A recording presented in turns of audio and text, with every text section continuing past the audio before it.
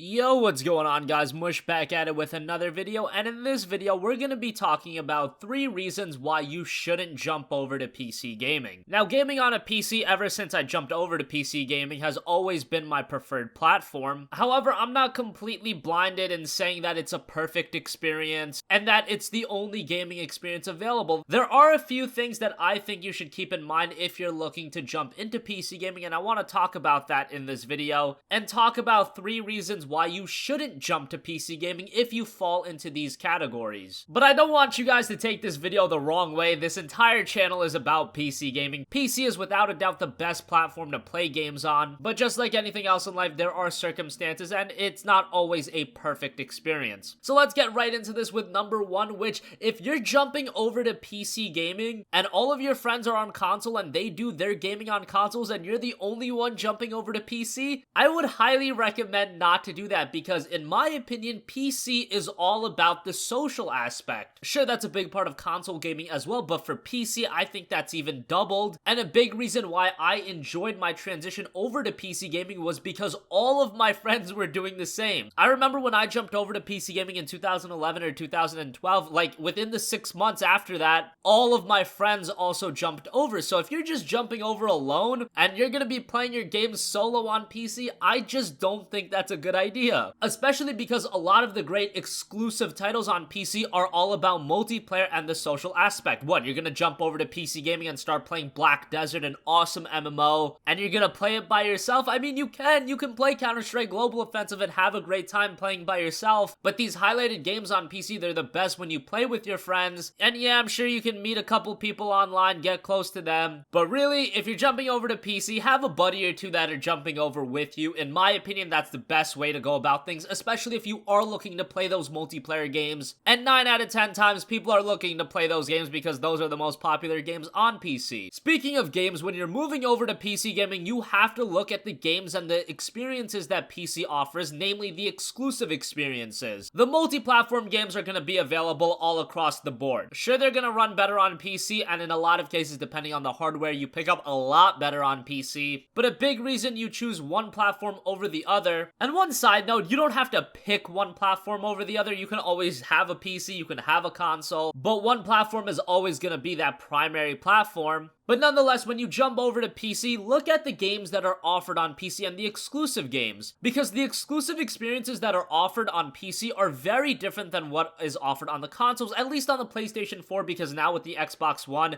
we get a lot of those games as well, even though at a lot of times they don't run the best. Sometimes they do run really well, like Gears of War 4, but other times you get stuff like Quantum Break and Forza Horizon 3, and they're not so great, and those are locked under the Windows 10 store anyway, and a lot of people don't even consider them PC games. That's a different topic altogether. But look at the true exclusive experiences that are available on PC. Like I said, games like Pillars of Eternity, a lot of games that I consider very good, but they are catered towards a different audience. If you're playing on PlayStation 4, you're going to be getting a lot of high production value, single player experiences like Horizon Zero Dawn, Uncharted 4, the new Spider-Man game. Those games to the naked eye are a lot more appealing, but on PC you have games like Pillars of Eternity, like Black Desert, and a lot of strategy games like Civilization. And on PC there's a lot more abundance of games, but also at the same time on PC it's really that you find your 1 to 5 games that you really stick to, rather than on consoles with those exclusive games you're always jumping from game to game and they're only really 8-hour experiences. If you pick up a game like Civilization 5, fantastic PC exclusive, you're going to be spending hundreds of hours on that game. So you get the idea. PC really doesn't have an exclusive that's like an Uncharted 4 or a Horizon Zero Dawn. You've got games like Pillars of Eternity, which is a great single player game, but obviously production value wise you definitely would have to give the edge to something like Horizon Zero Dawn. And don't get me wrong, there are games with very high production values on PC that are exclusives, like Black Desert. That game visually looks amazing. However, that is an MMO that's specifically catered towards the PC audience. Just understand that the games on PC are obviously towards a PC audience, so don't expect all of those console experiences to completely be available on PC. And that's something you doubly want to take a note of if you're still on a last generation console like the 360 or the PS3, and you're deciding, do I want to pick up a PS4, an Xbox One, or a PC, and you can only have one? Understanding that going with PC is going to give you those PC experiences. Obviously, games like Kingdom Hearts 3 and Final Fantasy 15, Uncharted 4, Horizon Zero Dawn, you're gonna have to forego those, and I I know that might be hard for a lot of people, just keep that in mind. And finally, the last thing you want to take a note of is if you want a completely streamlined experience where the console works right out of the box. This is something people talk about all the time with PC gaming, but it's something that's always good to reiterate. If you want an experience that really doesn't offer a lot of user interaction, as in how the games are played, and really tweaking a lot of settings, which for some people that might be what you want, then go with a console, because while it is getting better on PC, it's far better than it was 6 to 7 years ago. There are still issues on PC. Look at a game like Dishonored 2. That game came out and it didn't run that well, and people will always point to, well, that game didn't run that well on console either, which that isn't completely true. I mean, the game ran at 25 to 30 FPS on console, but for a $300 box, you really can't complain about that. You're always getting that experience on console. You're always getting what some might say to be a garbage experience, but if you're used to that experience and you're okay with that experience, then stick with console. Because on PC, when games do work, they are magnificent. 1080p, 1440p, 60 FPS, but there are times where issues are gonna occur, and it's a lot more stinging when an issue occurs for your $800 PC than when a game doesn't run up to par on a $300 console. Trust me, if you have a GPU like the 1070 and a game is running like crap, for me that stings so much, because that's a $400 graphics card and a game is still running subpar. That's something I see all the time. Well, it's still running better on PC than it is console. Well, yeah, it should, considering you may have dropped $700 to $800 on your PC, maybe even more. And when games don't work, that does sting. Obviously, you can get a refund on Steam, but it is still something to understand, and it does get annoying sometimes. But for me, the positives of when a game runs well, which is the majority of times, I mean, you look at games like Battlefield 1, Titanfall 2, Rise of the Tomb Raider, those games all ran superbly, but then you get a bad apple here or there. Deus Ex Mankind Divided, Dishonored 2, which again, I know those games didn't run that well on consoles either, but with consoles, it's just a $250 to $300 box, which that is the going price of the One and the PS4 these days, where with PC, when a game doesn't run up to par, and you've dropped like $800 on your PC, man, does that sting. And if anybody tries to suggest otherwise, I'm sorry, like, I just can't understand that. So yeah, there you have it. 3 reasons why you shouldn't jump over to PC. If you're going over to PC gaming solo and you're leaving all your friends behind on consoles, I don't know about that, because a lot of the great experiences on PC, it's got a very social aspect to them. So if you are jumping over, at least have a few friends that are playing on PC, at least have a few buddies you can play games with. I'm sure you guys do, but I have gotten comments where people have been like, yeah, I jumped over to PC, but all of my friends are still on console, so I kind of want to go back to console. I've gotten tweets like that, I've gotten comments on my videos like that, and I'm just like, yeah, that probably sucks. Also understand the exclusive experiences that are available on PC, and a lot of those exclusive games that you might be looking forward to on consoles, like Kingdom Hearts 3, Final Fantasy 15 that just came out, Horizon Zero Dawn, the new Spider-Man, those types of experiences, those exclusive experiences, they're different experiences on PC. They're not bad or good, you can't judge them one way or the other, they're just a bit different. And with PC gaming, it's always gonna be a little bit more of a manual experience rather than a streamlined automatic experience. When you actually get through the nuances of it, I think PC gaming is far superior, and having customizability is way better, but for some people, they're gonna want that super streamlined, super dumbed down experience, and there's really nothing wrong with that. So that's gonna wrap up this video, guys. I'm rambling now. As always, thanks for watching. If you have a request for a future video, you can leave it in the comments section down below, and I will catch you guys in the next one. Peace out.